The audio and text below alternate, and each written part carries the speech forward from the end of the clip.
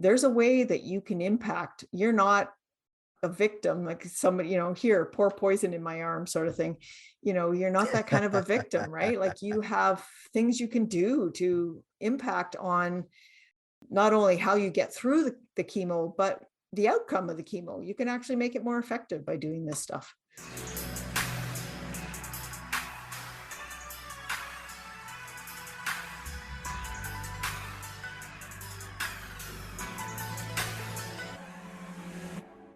You are now listening to the Highlight Reel Builder for Authors, the Going North podcast.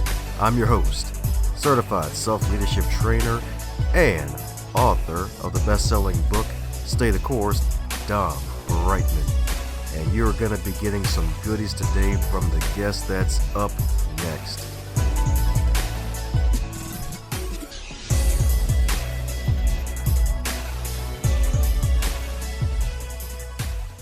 And today on the Highlight Reel Builder for Authors, known as the Going North podcast, we got another super special, awesome human for you today, my friends.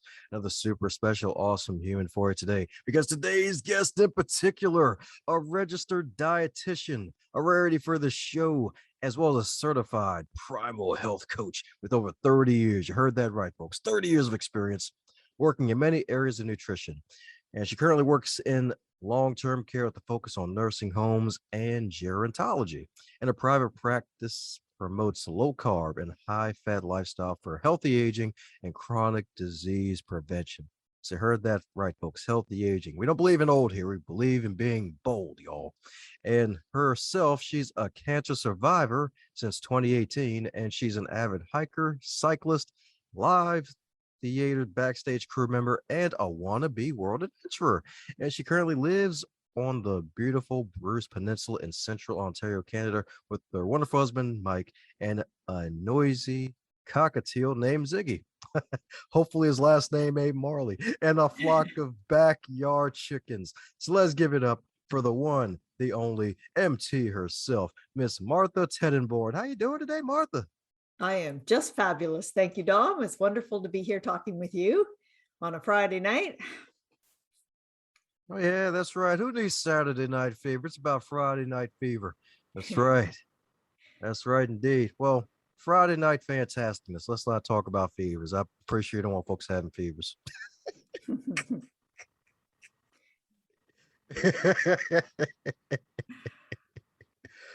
Yes, indeed. So congrats. 3 years of cancer survival to thrival. So how's it feel? Oh, it's awesome. It's awesome. I was I was diagnosed just under 3 years ago. So it's been 3 years since I sort of found the big ovarian cyst that turned out to be ovarian cancer. And it's been over 2 years now since I finished treatment, chemo, and so on. So yeah, life is grand. My hair's back. It's all good. Yeah, I bet the husband was happy. He's like, hey, all righty. Not just curves, but hair again. Hooray. Yes, indeed. Yes, indeed. So congratulations. She's in thrival mode, y'all, with the new magical book or a newer book. Still helping folks with her wonderful wares and magic of being a registered dietitian. So growing up, did you ever think you'd be a registered dietitian? Yeah, I kind of knew, well, I knew that I wanted to be in a helping profession all the way through. I had a mother with a significant physical disability, and she was a big part of my decision, I think, to go into healthcare. I originally thought I wanted to go into physiotherapy, and then I spent a few summers working at a camp for children with physical disabilities, and decided that I didn't really want to go into physio, but I was really interested in nutrition at that point. And nutrition was a really new science. It was very young science. And so my mom died in the middle of grade 13, which is like my last year of high school in Canada. We go an extra year, or we used to. And my mom died in the middle of that year of metastatic breast cancer after a 10-year journey with cancer. So that kind of impacted on what I decided to do. And for the first year, I did nothing. I had no interest in in committing myself to a long education in anything. But after a year or so, my interest in nutrition kind of came back to the fore, and I decided that I would go to university and study to be a dietitian. So I made that career choice back in the 80s, probably late 70s even. And yeah, I've stuck with it ever since. I've been in a variety of different aspects of nutrition, but I've stuck with it the whole time. So kind of like what I do. It's a big part of my identity. You know, I identify as a dietitian and someone who's kind of all about nutrition. Ah, yeah, that's what I'm talking about. That's what I'm talking about. That's right, because folks, when it comes to bad health, it's usually from the spoon more than anything else, sadly. So you're doing a great work. Thank you. Yes, indeed. Yes, indeed. That's right. Helping folks prevent themselves from using their spoon or fork to their demise. You got to use it for some healthy, dynamic living, indeed. And so sorry for the loss of your mom back then. Is definitely rough, especially in a young age too. It's definitely anytime you lose a loved one, it's rough, especially in your younger years. Like, ah, darn, like, can't I just enjoy him some more? It's like, darn. Yeah. Yeah, it was hard. I mean, she was somebody who had had a lifetime of health challenges. She had polio when she was young. She was raised on a farm up here in rural Ontario, and by farming parents. And so when she came down with polio, it would have been the about 1930. Like, it was a long, long time ago, and they were very rural and didn't get her to probably the kind of help that someone urban might have got to.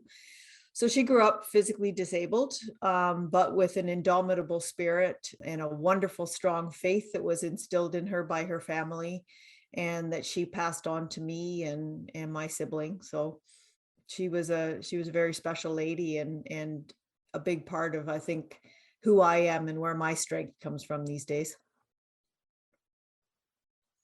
Oh yeah, that's right. That's right, indeed.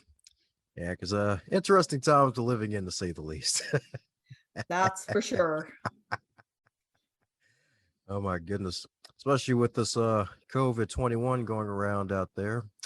Yeah, the pounds that people might have gained from all the sedentary action of last year's of this year as well. So how has that been for you with this whole pandemic, being a dietitian, where it's like, hey, all right, buddy, I know you want to be a couch potato and office chair potato since you're working from home, but maybe it's time to maybe change some things up. So how has it been from that aspect of being a dietitian, and folks are probably trying to maybe come to you where it's like, I gotta get back into shape again. I gotta stop killing myself with all this junk food. Yeah, it's been really hard, not only because of inactivity, but I mean, being locked down a lot of the time in terms of not being able to not only attend gyms, but even, I mean, there's even spells where we're just recommended not to get together, not to go out, don't go outside. And of course, a lot of this has happened over winter, which brings people inside anyways, and we all tend to hibernate over the cold weather. But it's been particularly devastating in long-term care where I work, because the residents in long-term care are so very vulnerable. The first wave in Ontario was about 80% in long-term care. We lost hundreds and hundreds of people in nursing homes. It was absolutely awful. Not my homes personally, but across Canada and in the US, a lot of it happened in long-term care in the first wave, especially. But the other thing that we did was we basically slammed the door shut and said, nobody can come in. We have to protect these people. And we did things like we broke up the congregate dining rooms into everybody sitting at their own table, for example. And it was lonely. Like, we tried to keep especially before vaccines and before we kind of knew how to protect people well, it was so frightening because we knew so little about COVID that we would take what used to be a dining room with 25 people in it at tables of 4, and they would sit facing each other, and the staff would serve them, and they would sit with the ones who need help and that kind of stuff. And it was very social, and it was the time that the residents really look forward to coming together. And then COVID happened and we had to split up those dining rooms, and people were eating in hallways on overbed tables, and everybody was at their own little space, staring off into space, nobody to talk to. Their family wasn't allowed to come in. um, it was heartbreaking to watch that what we did to protect them physically was so harmful spiritually and emotionally for them. And there were some who just died of loneliness, I'm sure. So it's very gratifying now, almost a year and a half later, to be able to, now that we're all like fully immunized in long-term care, to be able to start bringing the residents back together, particularly in terms of congregate dining, so they can actually sit at a table and look across the table at somebody else and have conversations, and everybody's in one space, and that kind of bustle is back, and it feels so good to be able to reestablish that, because we're social beings. As human beings, we're pack animals, right? And we're meant to be together, and we're meant to interact. I mean, the staff all has to still wear masks, so we all lost our faces a year and a half ago, and as far as the residents are concerned, that hasn't come back yet. But things are getting better, and I'm sure that I will see an uptick in people not failing nutritionally in long-term care, simply because the joy of dining is back, and that's great. But then outside of long-term care, there's been a lot of us who have put on a COVID-10 or a COVID-15 or whatever. I put on a COVID-8, I will admit. And so I've kind of been working on getting that back off again to get back to my normal fighting weight. But yeah, it's common in a lot of people. Partly stress. I mean, all of our stress hormones have been up inside our bodies for so long because of the underlying anxiety that has to do with being separated and not knowing where we're going and what this is going to look like in the future, right? So whether or not you're eating more, your body is acting like it's under attack. That's those stress hormones in your body, and that just leads to a whole bunch of health issues, including gaining weight. Oh yeah, I could say that again. That's right. But hey, at least the folks in the nursing homes, they can dine together again. Probably play some Hall and Oates back together again. Yeah. The first day we put our residents, this just happened this week. The first day we put our residents back together in the dining room, it was absolute pandemonium, and it was absolute jubilation that, for the staff and for the residents and everybody, the cooks, like everyone was thrilled to have that sense of normalcy again. It was great. Yeah, exactly. It's like, sure, you don't want to be in a metaphorical cubicle all your life and with Mm. your own thoughts all the time. It's bad enough, especially if some of them might have had to deal with that through their lifetime and living in cubicles to try to make ends meet. It's like, oh crap, we're back in this cubicle again. No, I can't escape these darn boxes. Like, no, why?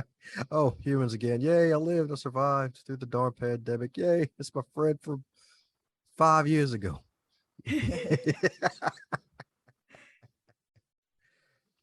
Oh my goodness. Well, it's all good, even dealing with your own figure eight. That's right. That means you're lucky compared to some other folks. A lot of folks, to be honest, some folks is double digits like teenagers. Like, oh, I thought the teenagers were just my kids. Oh, it's just the belly getting happy. Yeah. Like, oh my goodness.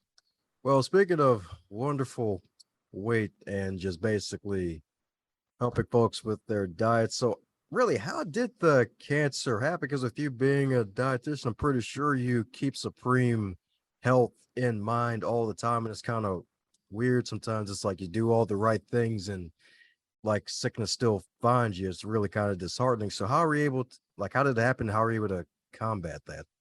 Yeah, it was weird. Now, mind you, I trained in the early 80s. That was when I went to university, did my, internship and stuff. And for 20 years, I was following the low fat, healthy eating guidelines that were part of the standard American diet, the standard Western diet, I guess I should say. And yeah, I know, and, that's how I taught people, low fat, margarine instead of butter, low fat meats like chicken breast, all that crap. And no real restrictions on things like processed foods and white sugar and, just kind of moderation, it's all foods fit, all that sort of stuff. It's baloney. But about 2010 to 2015, I started really realizing that what I'd been doing for 25 years wasn't working. And so I started moving into doing some research and discovered the field of low carb nutrition. It wasn't really a ketogenic diet at that point or anything. It was just low carb. It was, or paleo was sort of the first of those terms. And then it, primal, and it went into different things. And then keto became sort of the diet du jour sort of thing. But I pivoted out of what I had been teaching into this more ancestral way of eating. It just made so much sense. So I spent most of my adult life eating what was recommended, which was the standard Western diet. So it's not a huge surprise that cancer decided to develop somewhere in my body.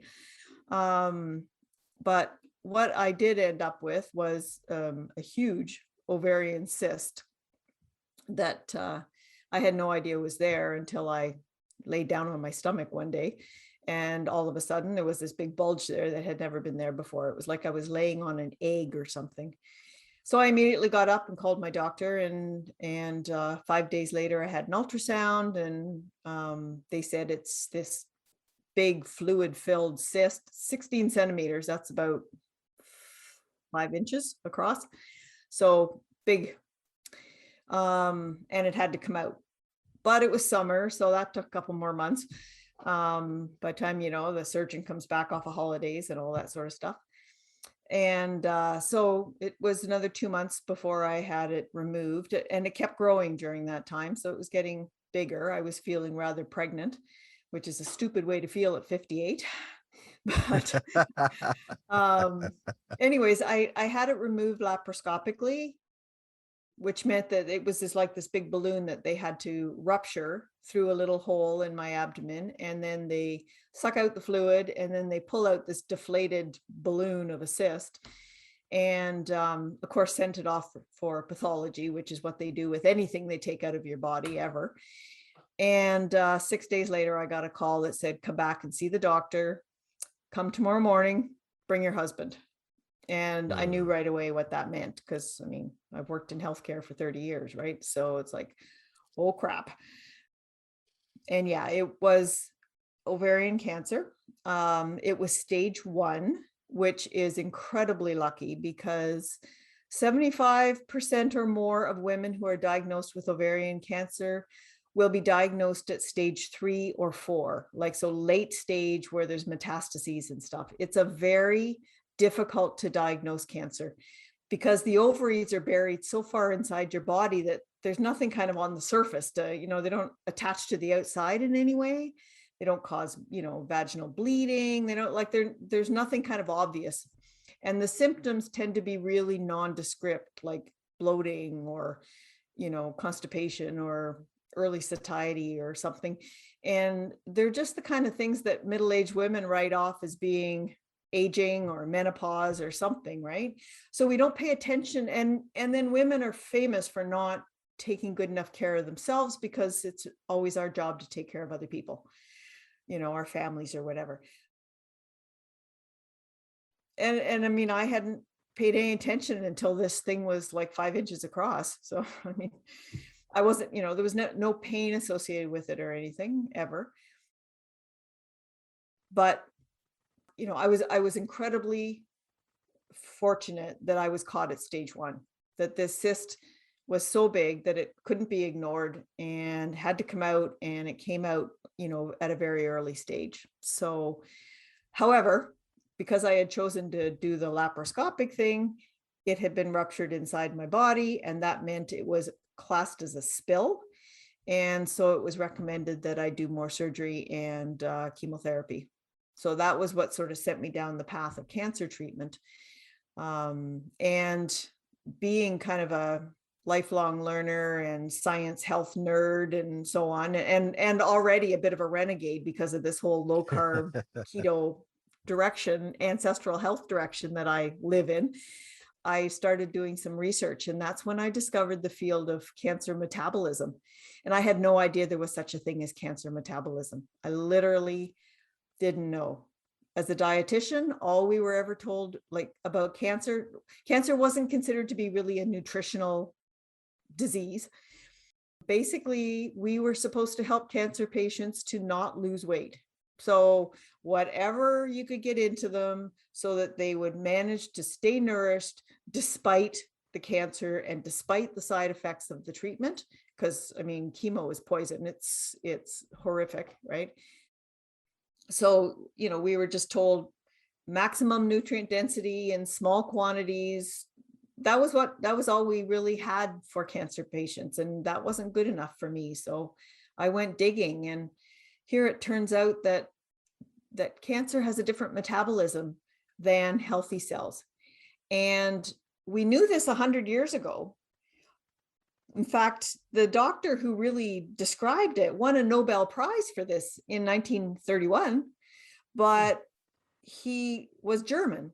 Not only was he German, he was a German Jew in the middle of the Second World War. And he was protected by the Nazi Party because Adolf Hitler was terrified of cancer, basically. That's kind of what it boils down to in a nutshell. So he was a very controversial character himself. He was quite the character, apparently. So anyways, his name was Otto Warburg, and he won the Nobel. And then after the war, all of that was kind of lost. We determined, once we could see what DNA was in the 40s and 50s, and we realized that cancer had a damaged DNA structure, then the entire mechanism of cancer treatment veered off into genetics. And the whole metabolism thing was just lost until about 20 years ago, when a few researchers started picking it back up again. So that's sort of the history that I kind of found when I went looking for this. But metabolism means fuel. How are things fueled? How do you acquire your energy? How do you burn your energy? What impacts on those things? And fuel is food. So we're back to nutrition. So I knew that there was a lot that I could do in terms of nutrition to impact my cancer journey. And that's the rabbit hole that I went down and used myself. And at first I was just gobsmacked that I didn't know any of this, right? I'm a 35-year, veteran. Like, how come I don't know this, right? And Yep. yeah. And how come nobody else knows this? How come my oncologists and the dietitians at the cancer center and everybody, how come they're not using this stuff, right? Fasting and low carb and ketosis and all that kind of stuff. So I developed my own protocol for what I was going to do through my own chemo. It was incredibly effective in reducing the side effects. And so I started a blog about it just to kind of get the word out, because I knew how much I was looking for other people's stories and other people's information when I was facing chemotherapy. So I wanted to get it out there. And then that led to writing the book. So yeah, and the book was just published last November. It's called Hacking Chemo, and it's about using ketogenic diet and therapeutic fasting, like targeted fasting periods, and a kick-ass attitude to power through cancer. So it's been quite a ride since I published. Oh, yeah, that's what I'm talking about indeed. That's what I'm talking about indeed. Yeah, it's actually kind of interesting how stuff has been buried in the past, and considering the situations of some things in the past, it's probably no wonder why certain things were buried, like that Nobel Prize winning doctor who just made that discovery. And it's quite interesting because keto, I feel like that's died off a bit, but the intermittent fasting kind of took its place now because I've seen more stuff out there promoting intermittent fasting more than ever now. And heck, I'm even a fan of it myself because like it's heck, even funny enough, I think it was a book, but I think it was a logical Muhammad Eat to Live, where it just recommends eating just one big meal every 24 hours as opposed to just snacking throughout the day or whatever, having those 3 meals a day, and just you with your wonderful rabbit hole journey of finding new ways and debunking that old food pyramid that they were selling to the masses, and the molasses in the 90s was actually kind of a trap looking back. Yeah. So, my goodness. So, with all that unlearning you had to do and to basically learn new things while going through that time, what was probably the most difficult part of that whole unlearning process, especially with dealing with the ovarian cancer on top of that? Well, probably my license. Like, in other words, being a dietitian, being a member of a regulated health profession is limiting in some ways because we are, guided by these overarching government organizations and recommendations. And the research is happening, and the research is there. It's starting to develop that supports reducing sugar, reducing processed foods. In fact, the new Canada's Food Guide just came out in 2019, and it supports reducing sugar and reducing processed foods, using real whole foods more. It doesn't go as far as I would hope, and it tends to blacklist meat and animal-based saturated fats, which are healthy because they've been part of our human diet for like 2 million years. So, when you look at the things that we've put in our diet in the last 100 years and how sick we've become in the last 100 years, those might be the culprits. That would be like tons of white sugar, industrial pressed factory made seed oils, glyphosate being sprayed on our foods, all our grains, right? A heavy reliance on corn and soybeans. Like, those are the things that weren't part of our diet prior to 100 years ago, right? We pasture raised animals, and we grew vegetables in our garden, and we grew, wheat that we threshed with the backbreaking work of making our own grains, and then sourdough cultured them into bread products. None of that stuff is being given its due, and instead our diet is full of this crap that we've, factory created crap from the last 100 years. So part of my problem going renegade sort of thing is that other dietitians aren't there yet, but as I said on my blog, it takes time to turn the Titanic, and the whole health industry is the Titanic. But like, I'm in a Zodiac, I can just, spin, right? So I turned on a dime and said, I can see the value in eating like our ancestors, because we have become the most successful species of animal on the planet by virtue of the way we ate, which was hunting animals, particularly big game, and eating their fat in particular, and their protein and all the nutrients that come with that, right? Like, plant foods were important in, when you couldn't get meat or as an adjunct to meat, but meat is what made us human. Meat is the cholesterol, and the fats in meat is what feeds our brain, and our brain is what makes us human. This incredible, great big 4-pound computer in our heads, right?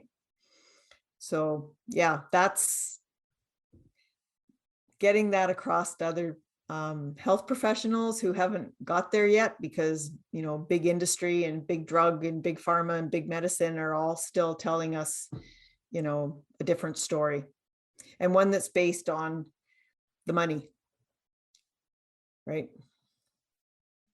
Big ag. Oh, yeah. What does big agriculture grow? Corn, soybeans, and wheat. What are we using to make all these industrial processed factory made crap foods? Food-like substances, as Michael Pollan calls them. Corn, wheat, soybeans, right? So yeah, follow the money. Oh yeah, that's always a big old life lesson. Follow the money. It's like, all right, follow the money, see where it's going. It's like, and then that's the thing I kind of never got as I got a little older. It's like, why not just use? Granted, sugar in moderation. Probably should avoid it altogether, but still, like, if I think it would be better to use that than corn syrup, even though they're both bad. Yeah, Is that a yeah. good judgment call, or is it is it something else I'm probably not even considering if we're going of the lesser two evils route with that one? Well, once they get into your bloodstream, they're pretty much the same thing, right? Ah, But if sugar is made up of a two-part molecule, so two little individual sugars joined together to make sucrose, which is table sugar, right? That's what we are used to, and what's sweet, and what we get out of cane sugar and corn sugar and all that. And those two molecules are glucose and fructose, and they're chemically joined together. Glucose is the one that circulates in our blood all the time as our blood sugar and supplies fuel for our cells. One of the fuels that our body can use. We're very multi-fuel. We're a hybrid. But yeah, so glucose. But fructose, the other half, the other 50% of all those sugars, is a whole different beast. It's a 5 carbon ring instead of a 6 carbon ring, and our body can't use it well. So it ends up going straight to the liver and being made into body fat, triglycerides. And then the triglycerides go out into your bloodstream, and as they get elevated, they're a risk factor for heart disease and all sorts of inflammation and all kinds of nasties. So corn syrup versus sugar versus, if you're eating something that is a grain like wheat or something, or potato, something that is a starch is all glucose. There is no fructose. So while too much of it will still bump up your blood sugar and it's a problem, you don't have that fructose aspect. Okay. So yeah, so any sort of sugary thing is going to have way too much fast acting carbohydrate and those fructose molecules that are a real problem for our body to deal with. And of course, they will make you fat. Like, there's a reason that bears eat berries and stuff to put their fat on so they can hibernate all winter, right? That's fructose. That's making them fat, and then they hibernate and they use that fuel all winter. So, but we never hibernate. We just keep eating year round. So we can't call ourselves bears, darn it. No, we are by physiology, we are carnivores. The high acid stomach, the long small intestine for getting the nutrients out of the stomach contents, and then a really short large intestine, a really short bowel, relatively speaking. And that is very much a carnivore animal pattern, GI, like gastrointestinal pattern, as opposed to a herbivore. Herbivores have huge, large intestines full of bacteria to break down the plant material, and they have, think of a gorilla, they have those big bulgy bellies, right? Humans are not supposed to have big bulgy bellies. That's right. Them huge bulgy bellies, baby. That's right. Ain't no baby in there. That's just that bad decisions right there. That's right. Right out in front. I feel like that could be a bad t-shirt design. It's like, yep, it's not a baby, it's bad decisions. That could be a t-shirt design. And on the gorilla, it's all bowels, it's all inside, it's not fat. On people, it tends to be all fat. Oh my goodness. Well, that's what I'm talking about indeed. That's just some gems right there. That's right. So folks better be picking up this book for those who may have some relatives going through some chemo and some cancer in their lives right now to help them out during the situation. Since we got somebody who's a true expert, a true blue expert, who actually is a practitioner indeed, because she's gone through it herself. So she's the best person here to really give some expert advice and some information to share with some folks who maybe went that situation, heck, maybe even change their regular diet to begin with. Because hey, we're sure there's some good stuff in the magical book for folks who may be doing the whole classic couch potato diet or the processed food diet. Yeah, for sure. Yeah, that's addressed in the book too. Like there's a really good keto primer and kind of how to get away from processed foods and how to get into eating a low carb, heading towards ketogenic sort of diet. And that's really important for when you're going through cancer, because cancer cells cannot use ketones for energy. They can only use glucose, sugar, for energy. And so if you eat a diet that keeps your blood sugar really low, and by consequence, that also keeps the insulin levels in your blood really low. And cancer needs those growth factors like insulin, and it needs the sugar. And one of the hallmarks of cancer is that it does not have the ability to turn itself off. It can't downregulate its metabolism when fuel is scarce. It's always hungry. That's one of the hallmarks of cancer. And that's very different from healthy cells. So healthy cells have the ability to burn sugar or fatty acids or ketones as fuel. And so we're very kind of we have multi-purpose burning mechanisms in our healthy cells. And when the fuel is scarce, your healthy cells have the ability to downregulate themselves. So they can slow down their metabolism, just kind of go into a kind of a maintenance mode. It's almost like a housekeeping mode where they start looking around their own environs, their own cellular, looking for cellular debris, and they will then burn those things for fuel. So part of what I did with what I called the chemo fasting protocol is I spent the entire chemo period, which was about 5 months for me, in ketosis. So I made sure that I was eating a very low carb diet.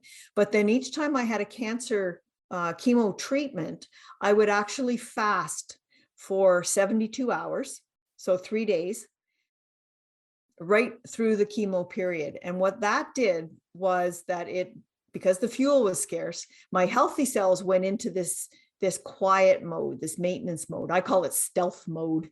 So they were just down regulated, quieted down, waiting for the fuel supply to come back, right? But the cancer cells can't do that. So they're very stressed. And then you throw in chemotherapy, which is a poisonous drug, but it is a drug that is targeted at the cellular signals of high metabolism, because that's what cancer does. It doesn't turn off, right? It's just like buzz, buzz, buzz, buzz, buzz. So the chemo would go into my body, and it would just bypass my healthy cells for the most part and head straight for the cancer, which is under stress because it doesn't have enough fuel.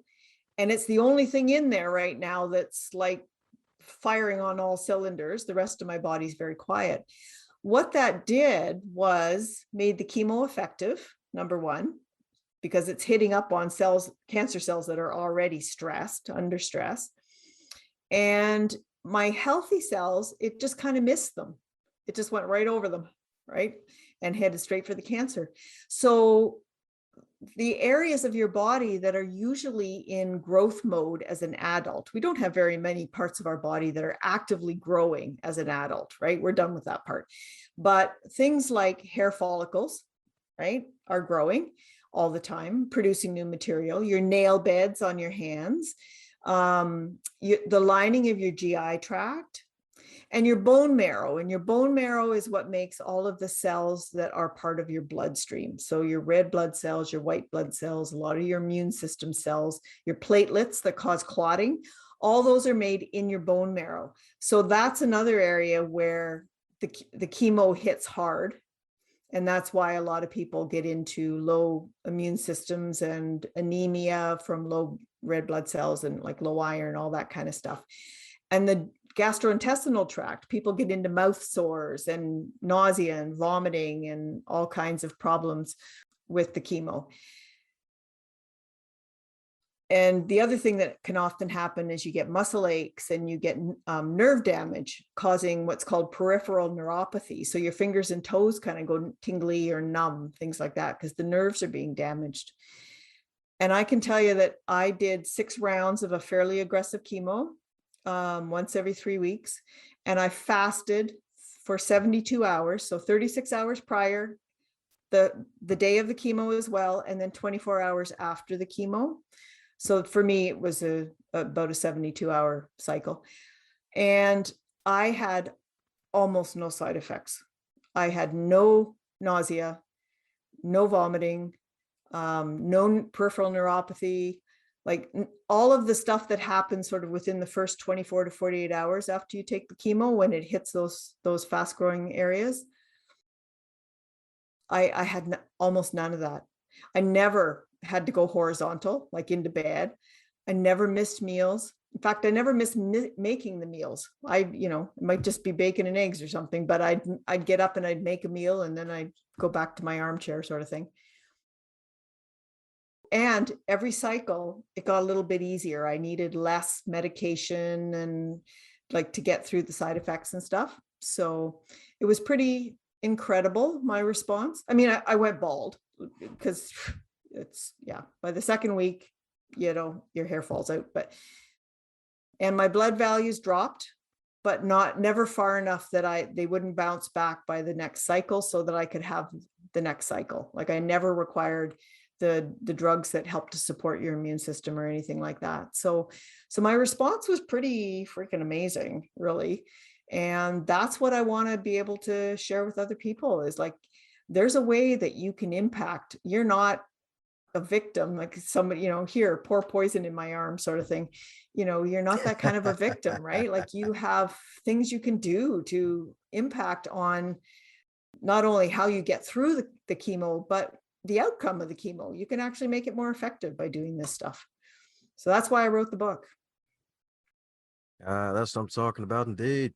So with that fasting, the 36 hours before and the 36 hours after, so was that like a complete true blue fast with no food and water, or was it just water?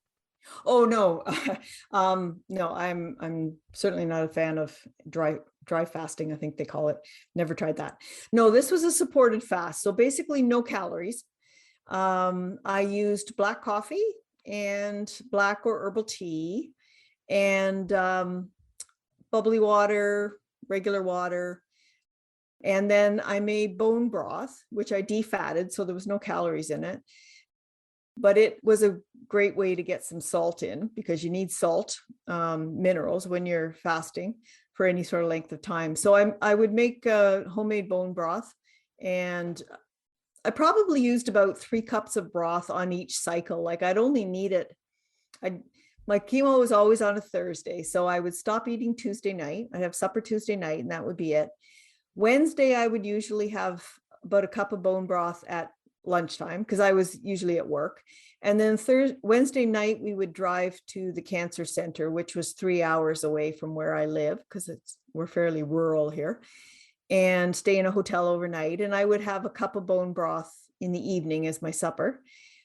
And then the day of chemo, I would just have coffee or tea or water. And then the following day, you didn't feel all that hot. So it wasn't any hardship to just go through till supper on the Friday night. So I'd stop eating Tuesday night, say coffee, tea, bone broth, water, and then I would eat again on Friday night. So yeah, it was 36 hours prior, just to downregulate your healthy cells. The day of chemo, which in my case was about 12 hours. And then from the time the chemo ended, about 24 hours after that. So it ended up, say, for me, about 72 hours. Oh wow. Okay. That's what I'm talking about indeed. That's what I'm talking about indeed. That's right. And she's still alive to tell the tale about it indeed, which is even better. That's right. That's right indeed.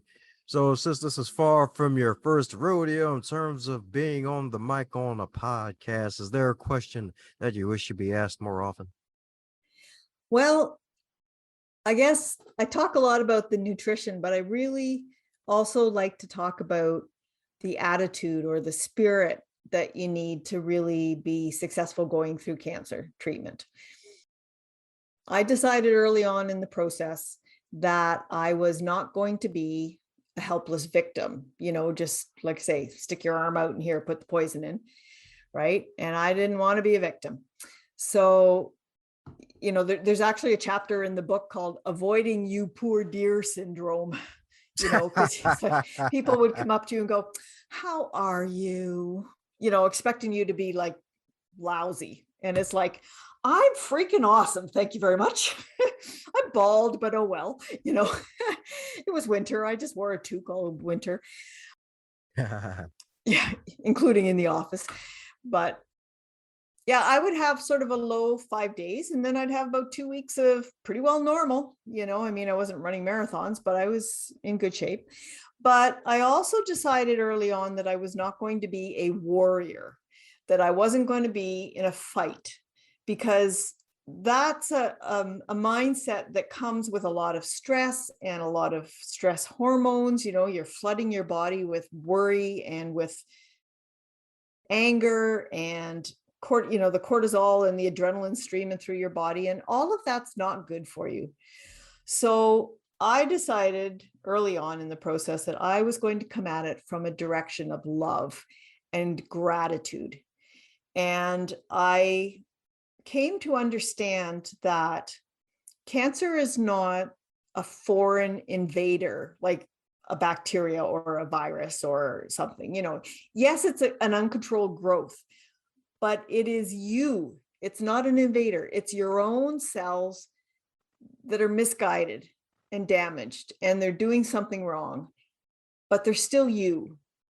And so I decided right from the get-go that I was incredibly grateful for all the good things. I wasn't angry about having cancer, yeah, you grieve the loss of who you were before, because once you have a cancer diagnosis, you are never again in your whole life not a person with cancer. It's like becoming a parent. The moment you get pregnant, you are a parent, no matter what happens. That, baby, teenager, adult, the child could have died, but you're still always a parent. And that's what it's like to have cancer. Every moment now has that in the tiniest back corner of your brain, that, what about, right?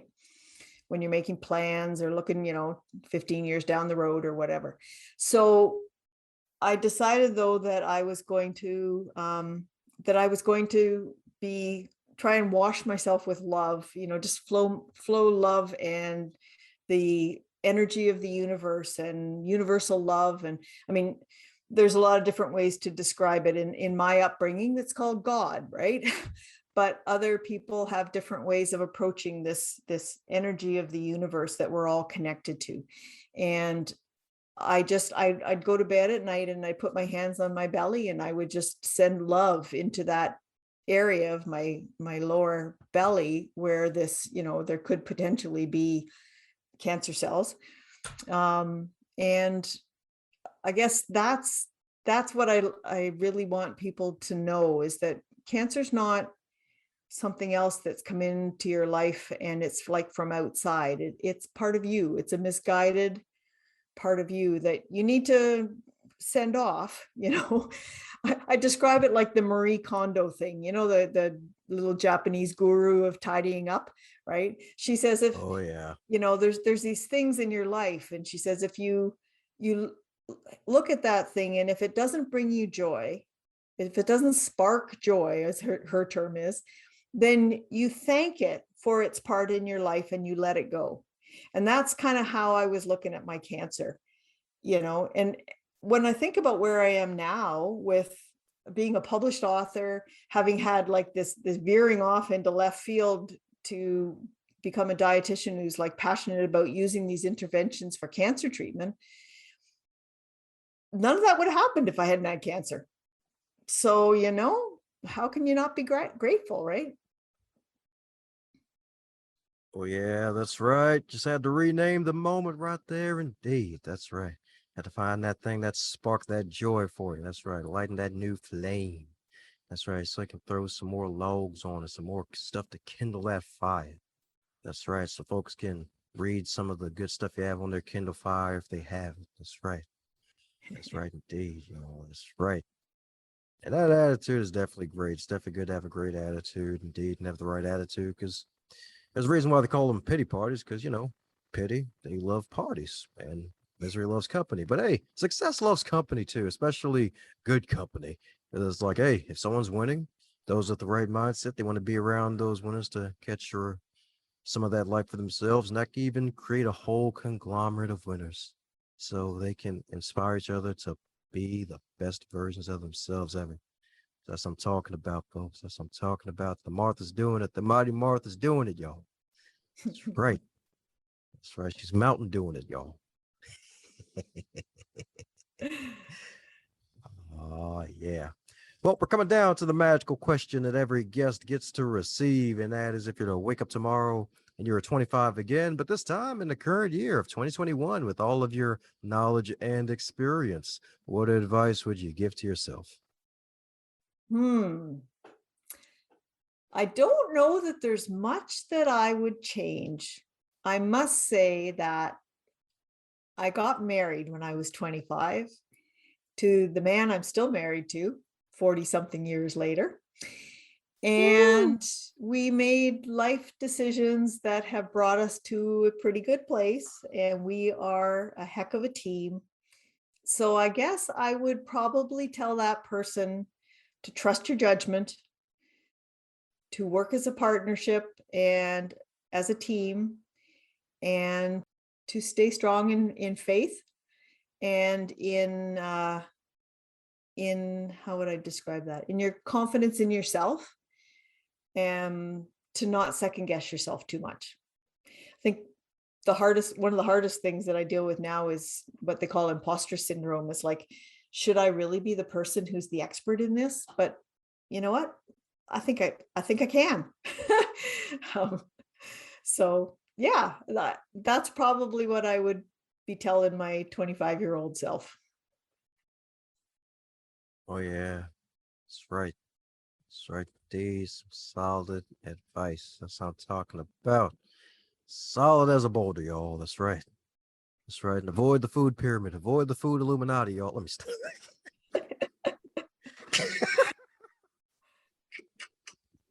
Whole foods. Eat whole foods. Eat the way our ancestors did. That's right. Whereas one podcast guest said a couple episodes ago, whole check.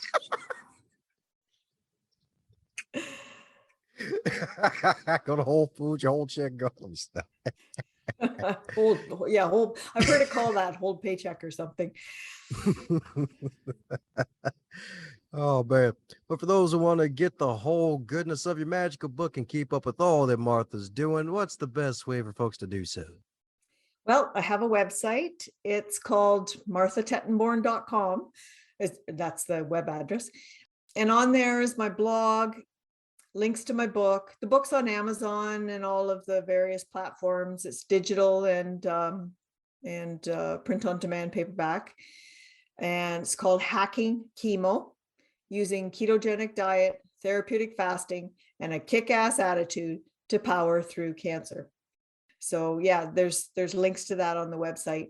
I also have a Facebook page called Powerful Beyond Measure, where I post stuff that are related to, food and cancer and keto diets and recipes I've found. And the book contains some recipes too, actually, because comfort foods are important when you're going through chemo. So there's there's bread alternatives and cracker alternatives that fit in a keto diet, and mac and cheese alternatives, and cereal, some keto smoothie guidelines and stuff like that. So there's some very practical, hands-on sort of information in there. Yeah, well, there you have it, folks. Head to that Facebook page. Check out the magical book. Buy some copies. That's right, buy some copies indeed. Maybe 7, maybe 70, maybe 777 copies indeed. Share with your friends, share some family members that'll need it, y'all. That's right. And you two will have that kick-ass attitude, y'all. That's right. I'll be kicking all the donkeys, y'all. That's right. But from the side, though, not from behind. That mule kick will hurt like heck. Don't come from behind.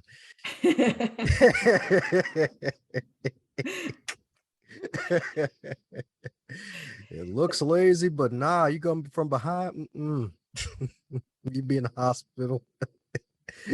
And then Martha might pop out of another dimension, be like, hey, so I'm your dietitian for the day.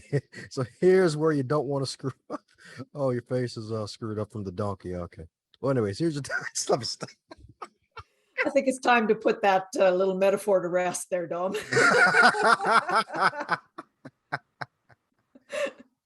Oh no, we beat dead horses here.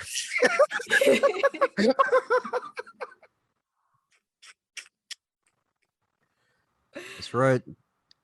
Run into the ground until it's 20 feet under y'all. That's right. Let me.